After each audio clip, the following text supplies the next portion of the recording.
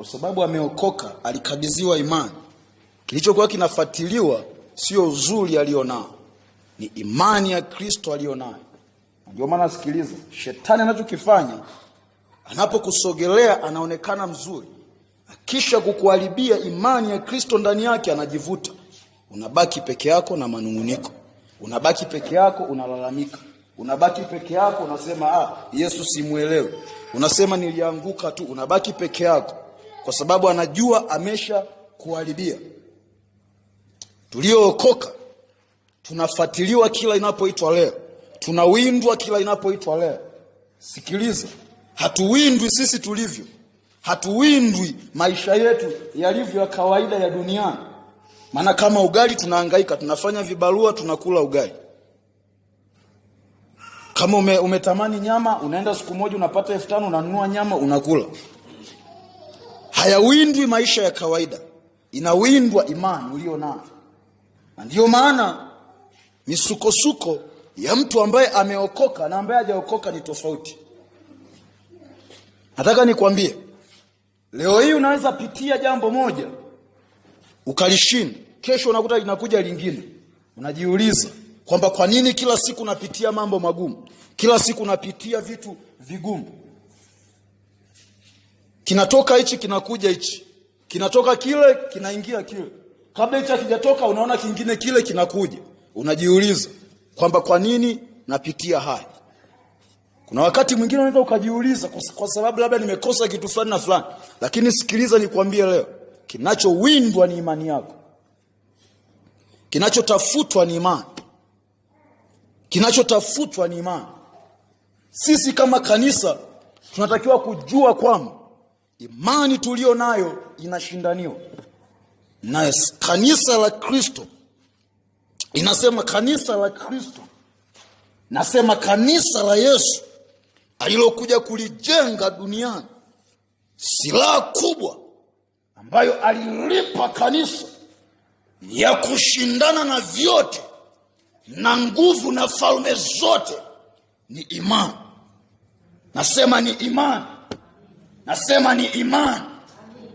Na ndiyo maana akasema hata mamlaka na nguvu na ngome za shetani hazitaweza kulishinda kanisa.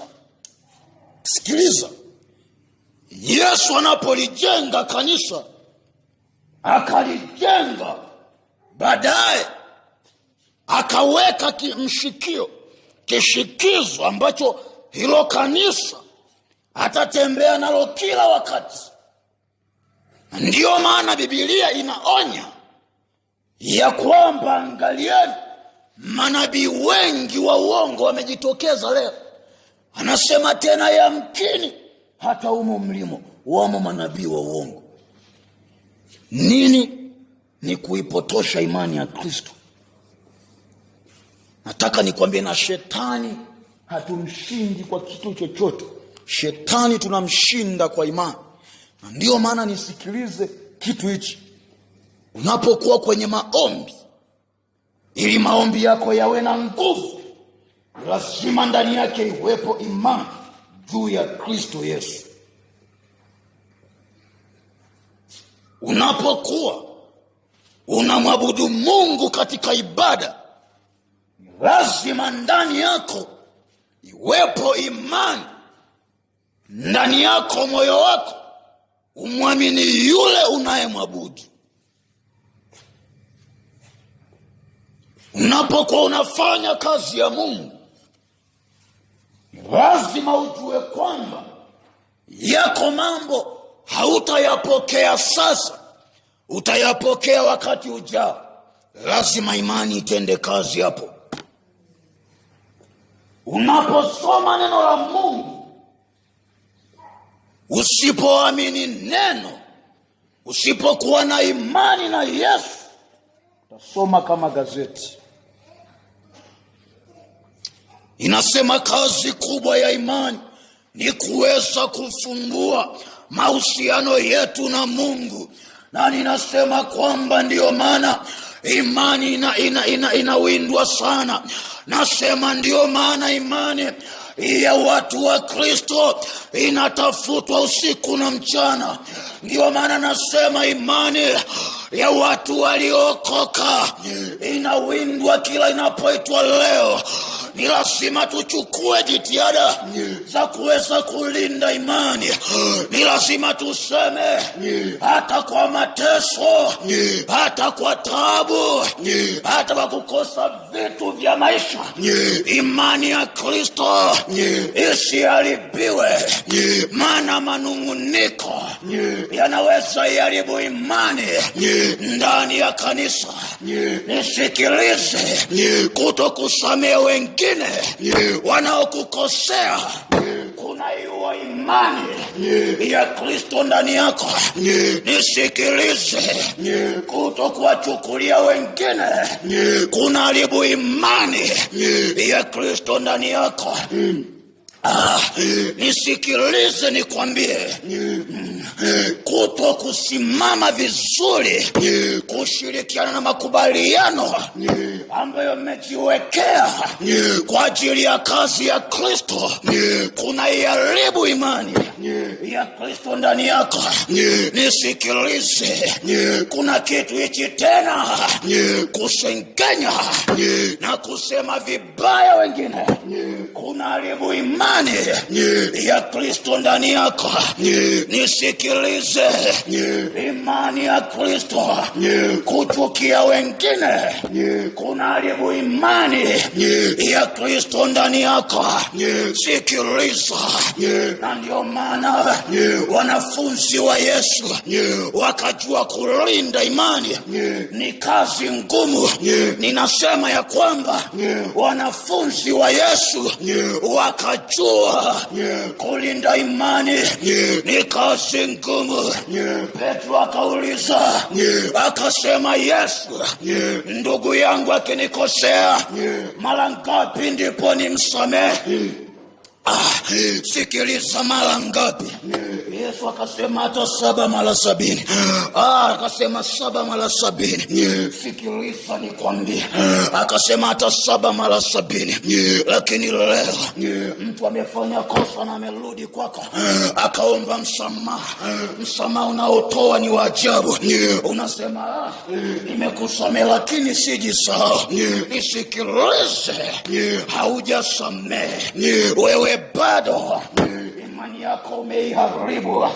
Mtu akiomba msamaha ili kuiponya imani ulionayo, ni lazima umsamehe. Mwambie, ndugu yangu, nimekusamehe. Mnaishi vizuri, mnatembea vizuri. Leo isikiliza, wengine wasalimi wengine. Ninashangaa kanisa gani la Kristo ambalo amelijenga. Wengine wasalimi wengine. Unashangaa ameokoka, amekwazwa na mtu ambaye hajaokoka.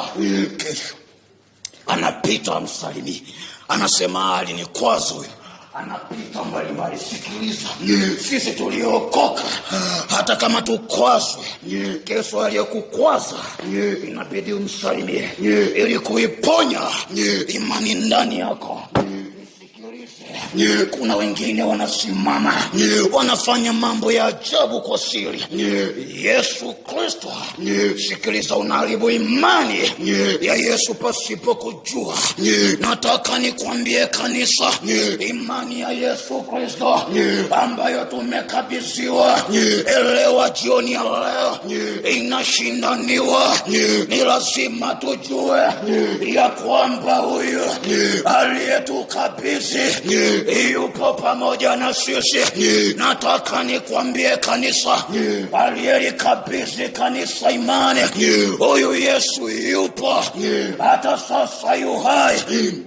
Ninasema hata sasa Yesu bado yu hai. Ninasema ya kwamba hata sasa Yesu aliyetukabidhi imani yu hai. Na ndio maana imani aliyotukabidhi tunaweza kusimama tukampasulia shetani, tukazipasua ngome za giza, tukazipasua madhabahu za shetani, tukapasua ulimwengu wa kipepo, kwa sababu tumekabidhiwa imani yenye nguvu nyingi. Jioni ya leo nataka nikukumbushe, hizi ni nyakati za hatari, hizi ni nyakati za mwisho. Biblia inasema katika kitabu cha Mwanzo 6, wale watu wa Rumi walipoambiwa habari za nyakati zile hawakuelewa. Ndiyo kanisa la sasa, tunaposema nyakati za hatari, mezoea kusomewa maandiko, bado nasema kila siku wanasema haya. Sikiliza, endelea kusema haya.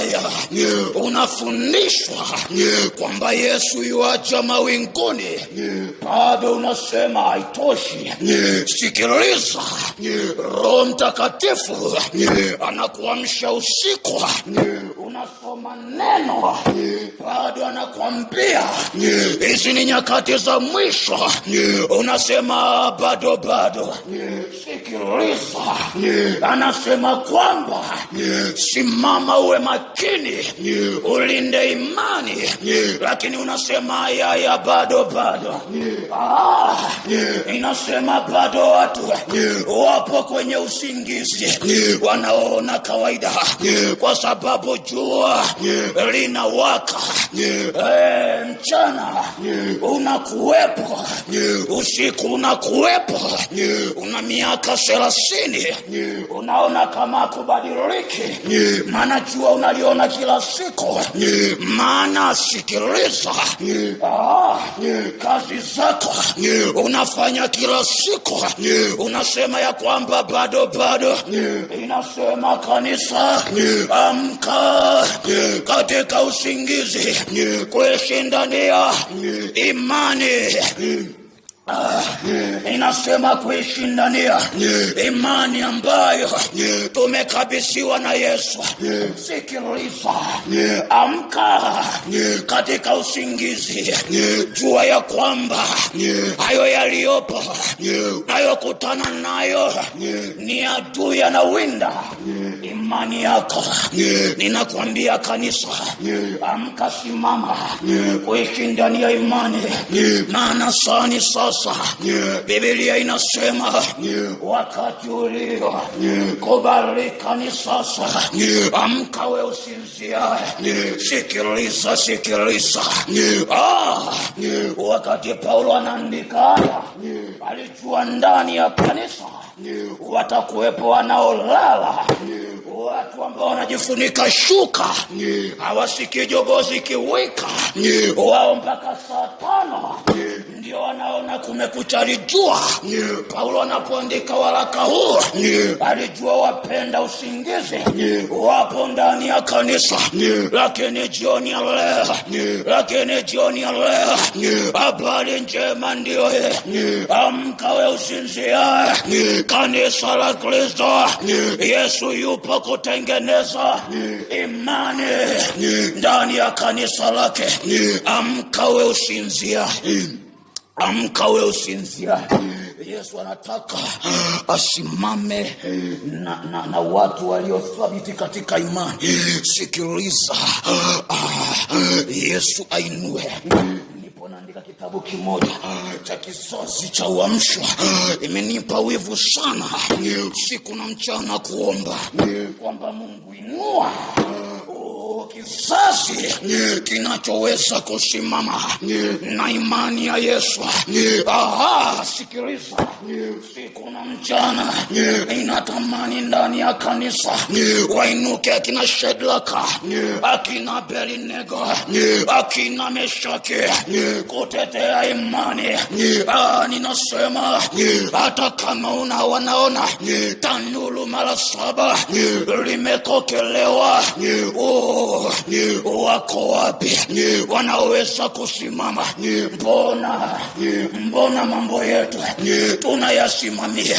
Tumesahau imani ya Kristo, tumesahau kupigania imani ya Yesu. Mbona kwenda shambani ukiambiwa kufanya kibarua unaamka mapema, ukiambiwa saa 1 kamili uwe hapa, kama ni mbali unaamka saa 11, unakwenda ili ukafike pale kwenye shamba.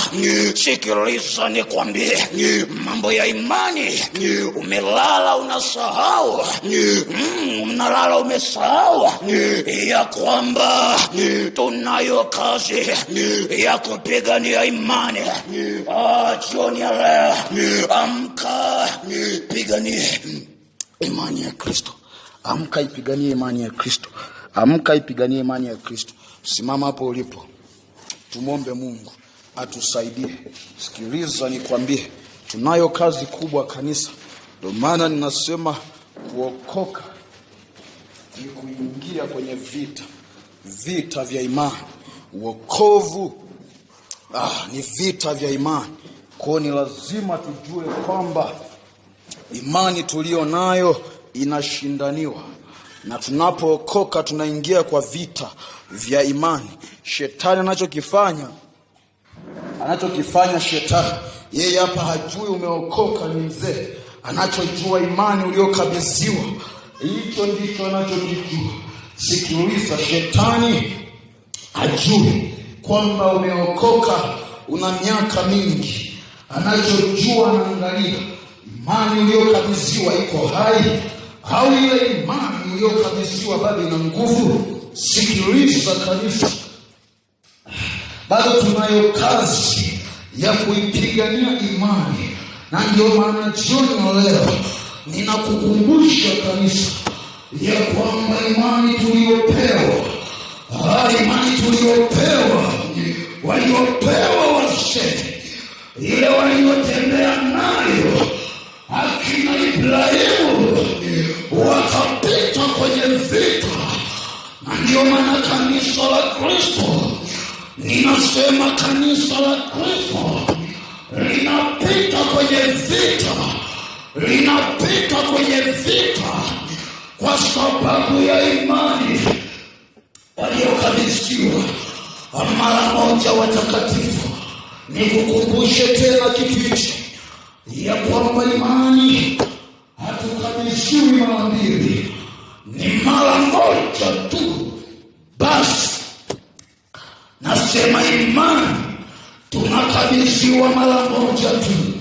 Tuombe Mungu atusaidie. Nisikilize, kabla tujaingia kwenye maombi, nataka niseme na moyo wa mtu. Sikiliza nikwambie, mbona kuna wakati umenung'unika ndani yako, unalalamika ndani yako, mbona ndani yako umejawa na moyo wa chuki, unawachukia ndugu zako. Sikiliza, yakubali kutoa msamaha. Watu leo wanatembea na vita vya ukoo. Sikiliza, imani yako itaharibiwa kwa sababu ndugu yako mmekosana kwenye vikao vya ukoo. Mesema sitamsalimia na umepita hivyo, kile ukasema sitamsamehe. Sikiliza, imani ya Kristo haipo hivyo. Sikiliza nikwambie, mbona wakati ule ulipoambiwa na Roho Mtakatifu ya kwamba katengeneze na jirani yako, ukasema nitakaje kutengeneza? Siwezi. Sikiliza, imani yako haiwezi kusimama, haiwezi kuwa thabiti. Sikiliza nikwambie, kuna watu walikuwa wakitumikia Mungu kwa nguvu, lakini sasa wameacha kwa sababu ya maneno ya watu. Nisikilize nikwambia, watu sio adui zako. Shetani anaweza kutumia watu kama vyombo ili kuharibu imani yako. Mbona umeacha ule mwito wa kwanza? Umeacha huduma iliyokuitia Yesu. Sikiliza, wakati mwingine na kuja ibadani kwa mazoea, kwamba leo ni siku hii nitakuja. Sikiliza, wakati mwingine unafanya kazi mpaka muda wa ibada na pitiliza. Sikiliza nikwambie, kinachowindwa ni imani. Ninasema kinachowindwa ni imani. Nataka tuombe Mungu atusaidie. Mwombe Mungu atusaidie. Katika siku hizi Yesu naweza rudi wakati wowote kwako. Sikiliza, sio lazima rudi kwa wote. Sio lazima iwe mwisho wa dunia. Anaweza rudi kwako kwa njia ya kifo. Kiondoka leo, imani yako ya Kristo takuwa thabiti kwako. Tumwambie Mungu atusaidie. Mungu atusaidie. Mungu atusaidie. Mungu atusaidie. Baba, ninakuabudu. Baba, ninakuabudu. Imba Baba, Baba, ninakuabudu. Baba,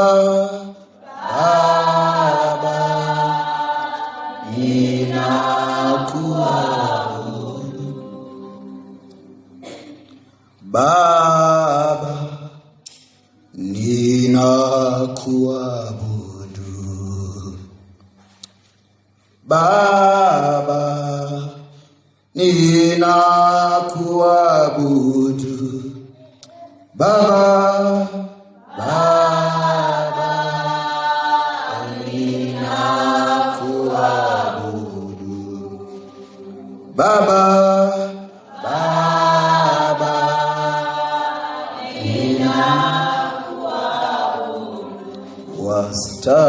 wastahili.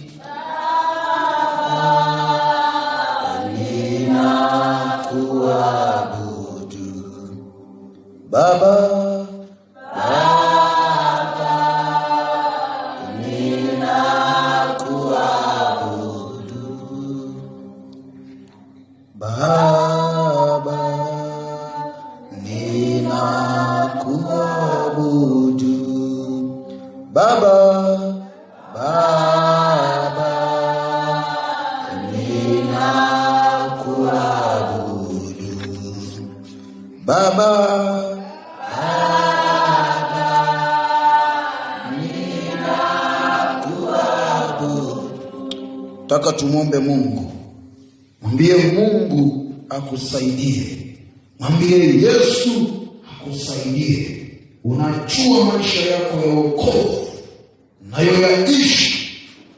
Unajua viwango ulivyosimama navyo kuweza kushindania imani. Wanafunzi wa Yesu alipowaambia, wakasema ya kwamba Baba, tunaomba utuongezee imani. Wakajua kwamba hawawezi kushinda peke yao. Wasema tunaomba Yesu tuongezee imani.